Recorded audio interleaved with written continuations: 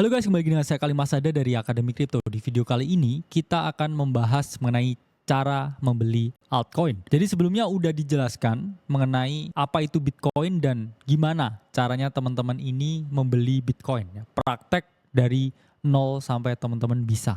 Nah, di sini akan dibahas lagi yang lebih spesifik ya, yaitu adalah altcoin. Jadi mungkin di sini teman-teman banyak ya yang mendengar ya istilah altcoin, ya, terus kepo ya, terus FOMO. Gimana sih sebenarnya cara membeli altcoin? Jadi sebelum kita menjelaskan cara membeli altcoin, kita bedah dulu ya apa itu altcoin. Nah, pada dasarnya di market crypto itu ada dua jenis aset ya. Pertama itu adalah Bitcoin dan kedua itu adalah altcoin. Jadi apa sih altcoin? Altcoin itu merupakan aset kripto lain selain Bitcoin. Jadi altcoin itu adalah singkatan dari alternatif coin. Jadi apapun yang di luar Bitcoin itu dia masuknya ke dalam altcoin. Jadi memang altcoin ini adalah entitas yang berbeda ketika kita bandingkan dengan Bitcoin. Jadi sebenarnya apa sih bedanya ya? Mungkin kalau teman-teman lihat ini beda spesies ya. Kalau Bitcoin ini mungkin seperti jeruk ya. Kalau altcoin ini mungkin seperti apel analoginya. Jadi berbeda buah, berbeda fungsi dan juga berbeda tujuan. Kalau kita mengenal Bitcoin, ini tujuannya adalah store of value ya. Di mana jumlahnya ini hanya maksimal 21 juta. Yang mana jumlah yang terbatas tersebut ini menyebabkan Bitcoin ini dianggap sebagai store of value atau aset untuk menyimpan nilai. Jadi Bitcoin ini dianggap seperti emas digital ya atau digital gold karena jumlahnya yang terbatas dan nilainya ini semakin naik ya. Salah satu yang menyebabkan nilai Bitcoin ini terus naik itu adalah mekanisme dan juga protokol Bitcoin yang namanya Bitcoin halving, yang mana setiap 4 tahun sekali reward dari para penambang ini selalu dikurangi. Jadi Bitcoin halving menyebabkan harga Bitcoin ini jauh lebih berharga ya setiap siklusnya atau setiap cycle-nya. Altcoin di sini ini memiliki fungsi yang jauh berbeda dengan Bitcoin, di mana altcoin ini disebut juga ya sebagai utility token atau suatu aset yang memiliki fungsi-fungsi tertentu. Apa itu fungsi tertentu? Ya karena Bitcoin ini kan hanya untuk menyimpan nilai seperti emas. Emas itu nggak banyak fungsinya bisa digunakan ya, mungkin perhiasan ya. Tapi fungsi lainnya ini kurang ya, sehingga itulah muncullah yang namanya altcoin ini. Jadi altcoin ini adalah suatu substitusi ya dari keterbatasan fungsi yang dimiliki oleh Bitcoin, sehingga muncullah altcoin ini. Jadi apa aja fungsinya altcoin ini? Fungsinya ada banyak ya. Pertama ini dia sebagai stable coin atau koin yang nilainya stabil. Biasanya ini di back ya dengan uang asli atau dengan komoditas tertentu. Contohnya USDT ya, USD Tether. Itu adalah stable coin yang nilainya ini di back dengan dolar ya. Jadi 1:1 dengan dolar. Jadi setiap 1 USDT terbit ya, ini ada $1 yang distorkan ke dalam protokolnya. Itu kita juga bisa melihat ya. Dan di sisi lain kita juga mengetahui ada stablecoin yang berbasis emas dan lain sebagainya. Jadi memang stablecoin memiliki fungsi untuk menahan nilai fluktuasi yang ada di market crypto ya. Jadi flow-nya seperti kita memasukkan uang ke sini ya, uang fiat ya, kemudian jadi stablecoin, baru stablecoin ini kita belikan aset kripto yang lain, misalkan Bitcoin atau altcoin. Nah, kemudian ini ada fungsi lain ya, misalkan teman-teman mau membangun decentralized application atau suatu sistem aplikasi di atas jaringan blockchain. Itu teman-teman membutuhkan strategi smart contract yang mana itu problemnya di-solve oleh ETH atau Ethereum. Nah, misalkan teman-teman di sini mau fungsi lain ya. Misalkan teman-teman mau meminjam uang ya, lending protokol. Itu juga ada di sektor DeFi. Jadi altcoin ini karena memiliki utilitas yang berbeda-beda ya. Ini selalu ada sektor yang berbeda-beda di altcoin ini. Ada yang sektornya entertainment ya untuk main game dan lain sebagainya. Itulah yang membuat altcoin ini unik ya, karena fungsinya ini jauh berbeda dengan Bitcoin. Jadi bukan apple to apple ya kalau nyamain Bitcoin sama altcoin ya. Bitcoin itu seperti jeruk ya, altcoin itu seperti apel ya. Jadi dua buah yang berbeda, rasanya berbeda pula. Jadi karena rasanya berbeda ya, kandungannya juga berbeda. Inilah kenapa kita nggak bisa menyamakan ya, antara Bitcoin dan juga dengan altcoin. Lalu apa positifnya trading altcoin? Ada banyak ya. sisi positifnya. Pertama ini adalah tingkat keuntungan yang jauh lebih tinggi daripada Bitcoin ya. Jadi potential gain-nya ini jauh lebih tinggi altcoin. Kenapa? Karena altcoin ini kapitalisasi pasarnya itu jauh lebih kecil daripada Bitcoin. Apa itu kapitalisasi pasar? Jadi kapitalisasi pasar itu adalah perkalian antara supply koin yang beredar atau supply aset yang beredar dikalikan dengan harga. Bitcoin ini sudah sangat tinggi kapitalisasi pasarnya ya. Jadi dari belasan tahun yang lalu udah banyak orang yang memasukkan ya uang mereka, fiat mereka ke dalam Bitcoin ya. Jadi analoginya bulat-bulat ini uang ya. Sehingga ya kapitalisasi pasar dari Bitcoin ini sangatlah tinggi. Apa yang terjadi ketika udah banyak orang yang memasukkan uang ke dalam Bitcoin ini ya. Jadi untuk dia bisa lebih naik tinggi lagi, ini dibutuhkan ya uang yang lebih banyak lagi untuk masuk ke dalam market dari Bitcoin. Itulah kenapa kapitalisasi pasar Bitcoin yang sangat besar ini menyebabkan potential gain atau kenaikan harga dari Bitcoin ini relatif lebih kecil dibandingkan altcoin. Kenapa altcoin di sini bisa naiknya tinggi? Karena baru sedikit orang yang berinvestasi di sini, ya. Ilustrasinya seperti ini, sehingga untuk menaikkan harga altcoin lebih tinggi lagi, ini dibutuhkan uang yang jauh lebih sedikit, ya, yang masuk ke dalam sini untuk membuat harganya ini naik berkali-kali lipat. Jadi kalau kita ngomong, ya safe to say Bitcoin ini naiknya puluhan persen ya di dalam satu range ketika market ini bullish ya Bitcoin mentok 30-an persen. Tapi altcoin ini bisa naiknya ini 300%. Itulah kenapa banyak orang yang bilang kalau altcoin itu adalah leverage dari Bitcoin. Karena kenaikan altcoin ini jauh lebih tinggi daripada Bitcoin. Tapi ingat, keuntungan selalu berbanding lurus dengan potensi kerugian ya. Jadi kalau Bitcoin ini mungkin kadang koreksinya 10% ya. Ini altcoin ini koreksinya bisa sampai 70 atau 80% ya. Jadi lebih dari setengah ya uang teman-teman bisa hilang ketika teman-teman trading dengan altcoin ini.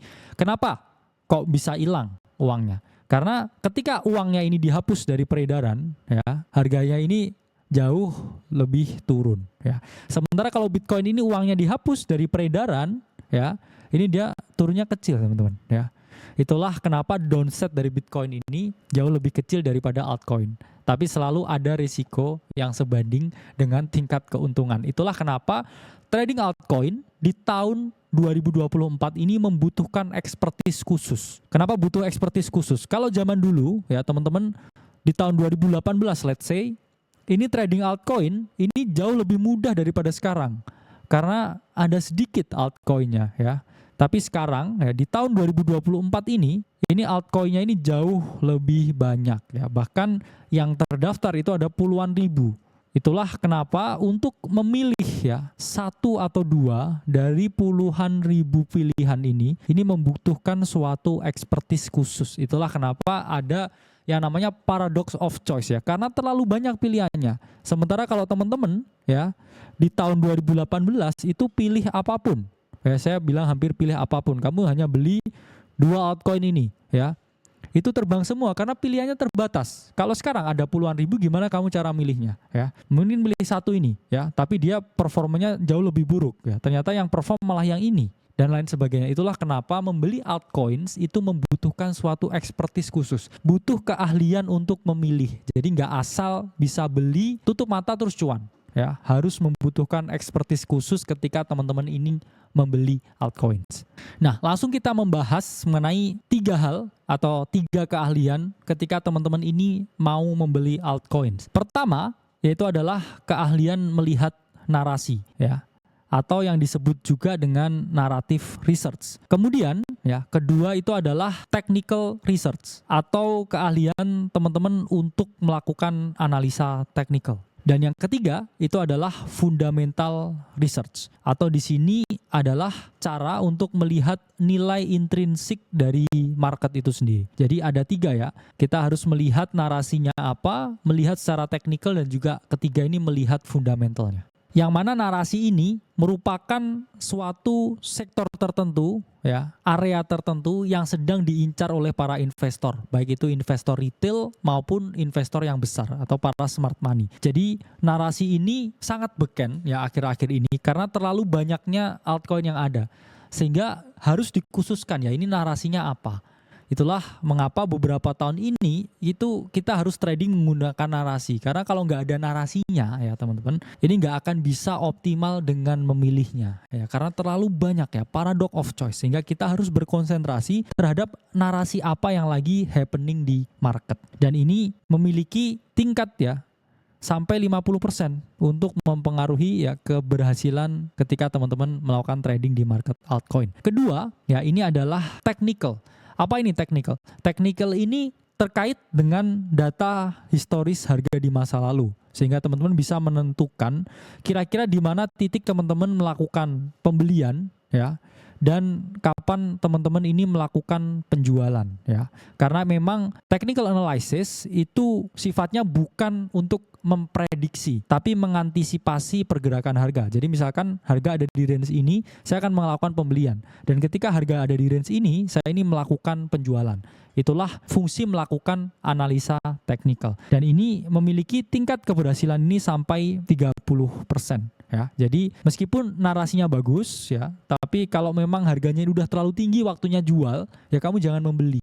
Ya, karena itulah tingkat keberhasilan di sini mencapai 30%. Dan yang terakhir, ini adalah fundamental.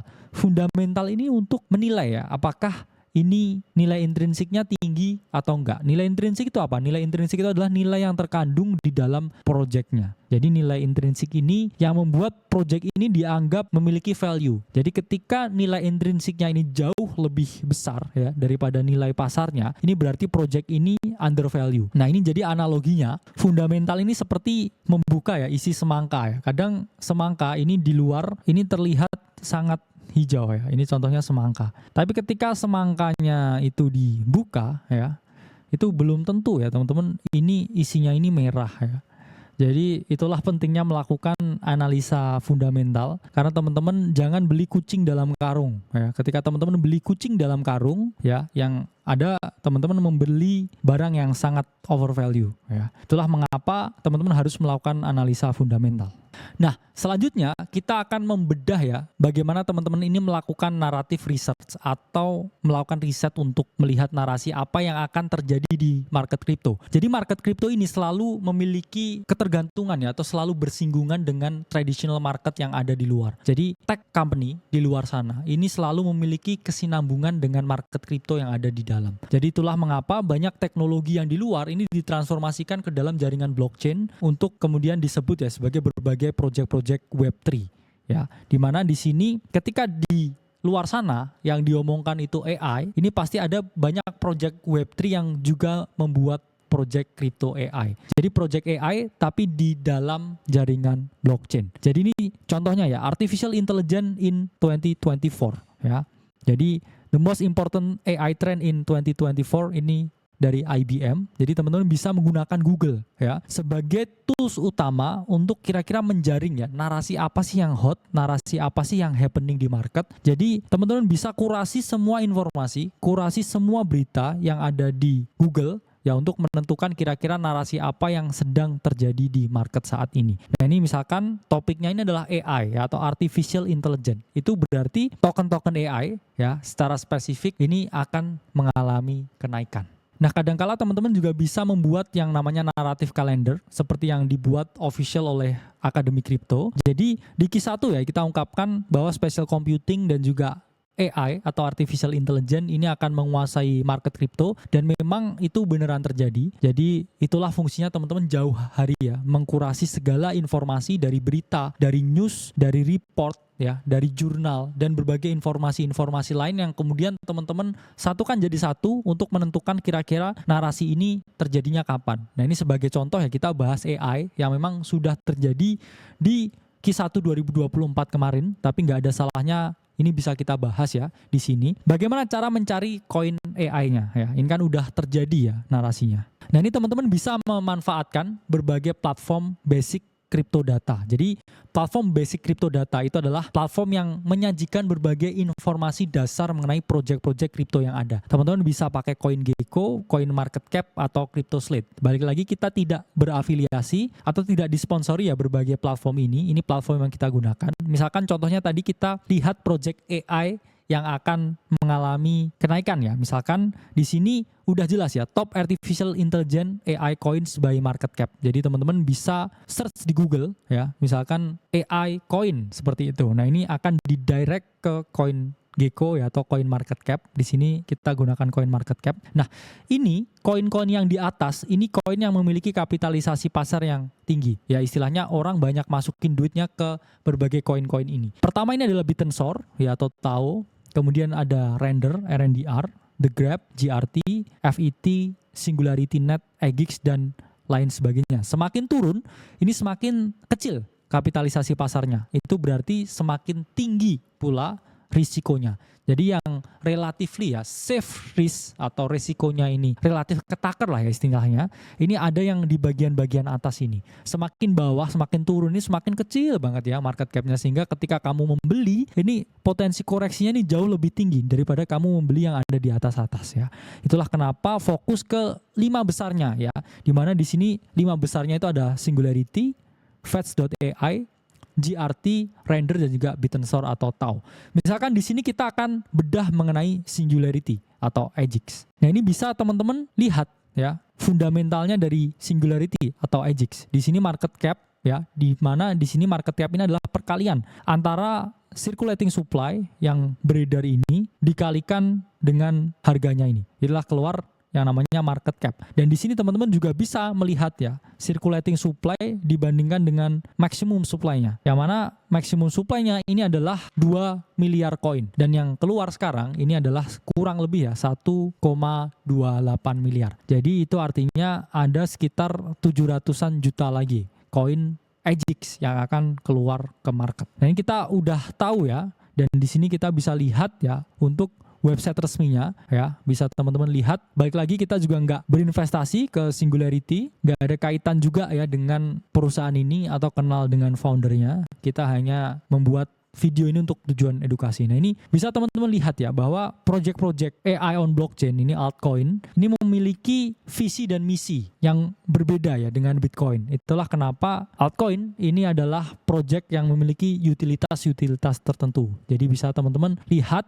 di websitenya ya, resminya ini bisa teman-teman cek di CoinGecko. Nah, di sini juga teman-teman juga bisa lihat white papernya dari Singularity Net atau EGX. Di sini dijelaskan ya, kalau di saham ini namanya prospektus. Ya, kira-kira ini proyeknya seperti apa, kemudian roadmapnya seperti apa, siapa aja yang mengerjakan ini bisa teman-teman baca di white papernya. Nah, selanjutnya teman-teman juga bisa melihat ya aktivitas-aktivitas on-chain lain melalui platform yang namanya token terminal, di mana di sini akan ada banyak sekali ya project yang mana teman-teman bisa gunakan ya informasinya untuk menganalisa on-chain-nya seperti apa, ya kinerjanya seperti apa di dalam jaringannya. Contohnya ini Chainlink ya, kinerjanya lagi menurun dan lain sebagainya. Itu untuk meningkatkan teman-teman punya analisa ya. Balik lagi kita juga tidak disponsori ya oleh token terminal. Di sini hanyalah platform-platform yang kita gunakan. Nah, selanjutnya balik ke EGX ya. Dimana di sini kita lihat ya narasinya AI, kemudian fundamentalnya EGX ini juga lumayan oke ya, lumayan solid. Setelah kita melihat ya market cap-nya ya 1,1